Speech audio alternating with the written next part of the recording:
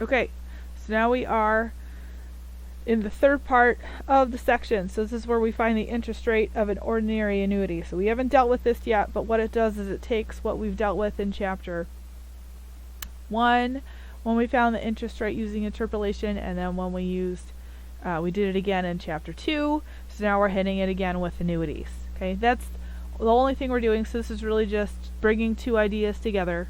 So we're going to go through two examples. One that's an A sub n problem and one that's an S sub n problem. So again, here we're using interpolation. Okay, so this is the same idea, finding the internal rate of return.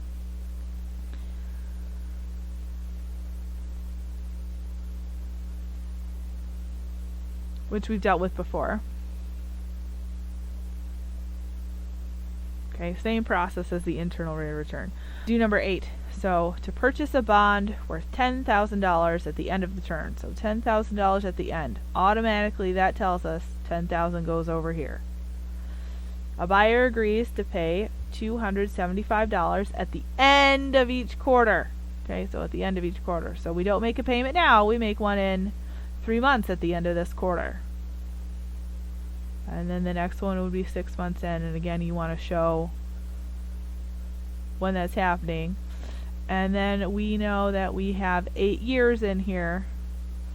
So the number of payments we're going to make, we make 4 a year for 8 years, so that gives us 32 payments. Again, we're measuring in quarters. And we don't know what I is. R is the unknown, but I is going to be R over 4. So we're going to find R directly by just plugging in R over 4 into our calculator. Okay, so this is our S32 is at 10,000. And then our regular payment is at $275. Okay, so when we set this up, we're going to have 10,000 equals 275 times 1 plus R over 4 to the 32 minus 1 over R over 4.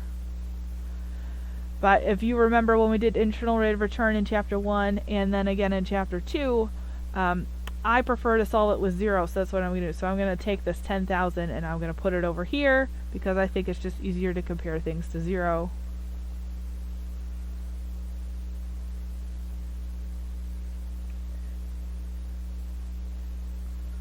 And you may be asking yourselves, why can't we have an easier way to solve this other than making a table? Because remember, that's what interpolation is.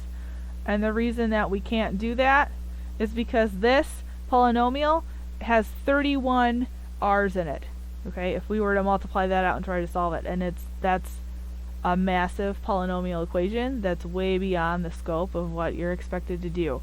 So that's why we use guess and check instead. Okay, that's why we use guess and check. So we're going to go ahead and try. We want to start with something semi-reasonable. So let's try 4%. 0.04.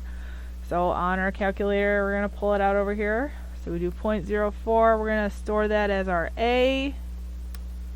Okay, and then we're going to plug this whole thing in. So I'm going to use my A in the calculator as my R here because that's my unknown. So 275 times 1 plus A over 4 to the 32 minus 1. So that's my numerator over A over 4. If you forget this over 4 piece, which I did earlier when I was practicing, your numbers are really thrown off, so make sure you don't forget that, over 10,000. Sorry, minus 10,000. So that means we're going to have a positive leftover of $310.86. So we're not quite at 0. We want to get closer. We want to try to go to 4 decimal places if we can. So I know that seems like a lot right now, because right now we're only dealing with 3, but let's go bigger. Let's try 8%. Just to help us narrow it down, and then I'm just going to use second entry to rerun it. See if we get any closer. Oh, we went way wrong the other way. So we get 21, 62, and 43. So that was definitely a bad idea. So let's go the other way. Let's try 0.03.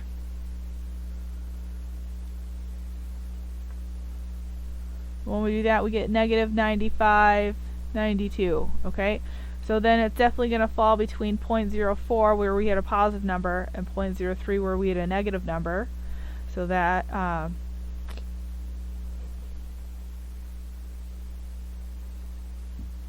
definitely between those two. And then looking at these, this one is further away, so it's going to be closer to 0.03. So let's try 0.033.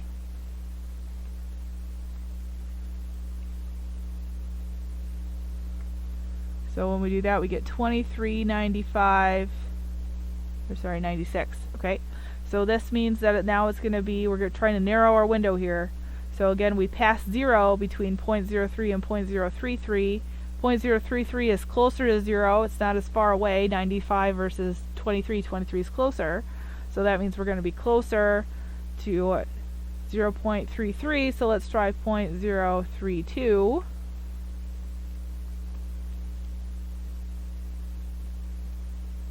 Store that as our A and run it again. Negative 16 and 21 cents. So again, we're closer, because negative 16 is closer, but we passed over 0 again. So that means it's got to be somewhere between 0.033 and 0.032. So let's try 0.034, because it's going to be a little bit closer to 0.032. Or sorry, 24. So we're trying 0.0, let me write my table here, 0.0324.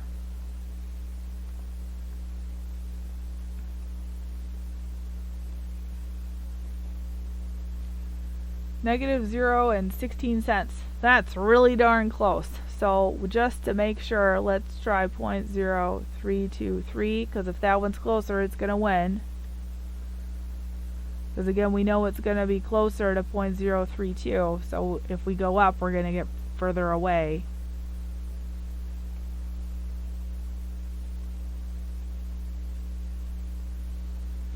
So now we're at negative 4.178. So I would say this one's pretty close. Anytime you get within $1, I just call it good. So that means we're going to have R is 0.0324. Remember, R is a rate, so we need to write it as a rate, so 3.24%. Now on the exam, I'm only going to make you go to 3 decimal places, so you won't have to do this 4-3 stuff. You could just go with these two and then tell me which one's closest and be done with it.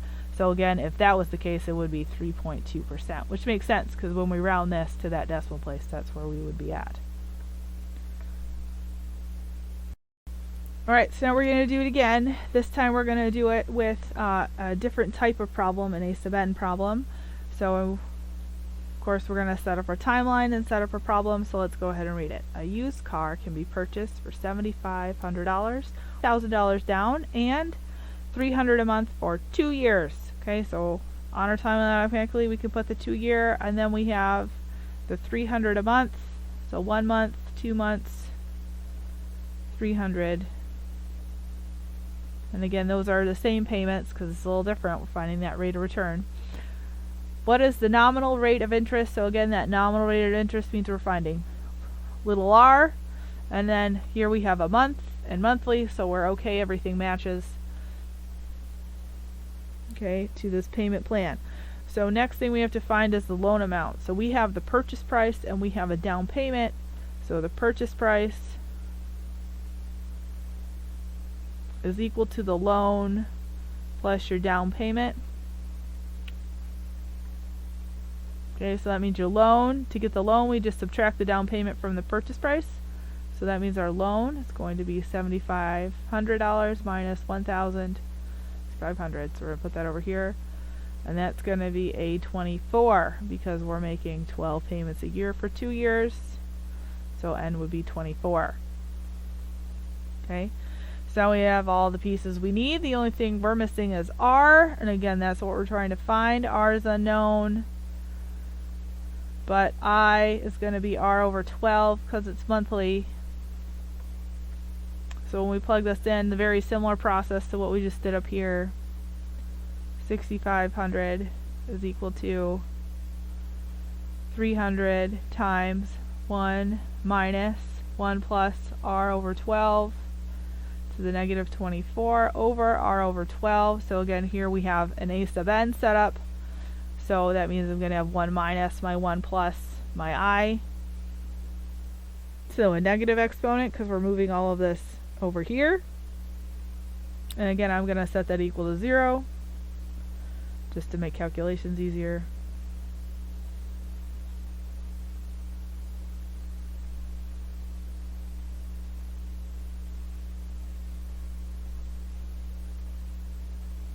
Okay, and then we're going to start our table. Okay, so I mean it's a car loan, so let's start at 5%, okay, which is pretty aggressive for a car loan, but again, it's going to depend on your credit, what kind of rate you're going to get. So we're going to do 0.05, store that as A, 300 times 1 minus 1 plus, and then our A over 12 to the negative 24 over our A over 12. So again, make sure you get that piece in your denominator, otherwise it's really going to throw you off. So we get 338.17 over. So let's try something bigger. Let's try 8%. Run it again. So we're getting closer. We're going down, which is the way we want to go. So let's try 10%.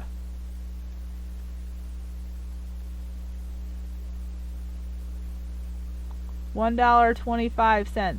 Whew, that's close. Okay, but we want to get a little closer. So, I mean, if we're making that big of a jump, I think 11 cents is going to be too far. So let's try 10.5%.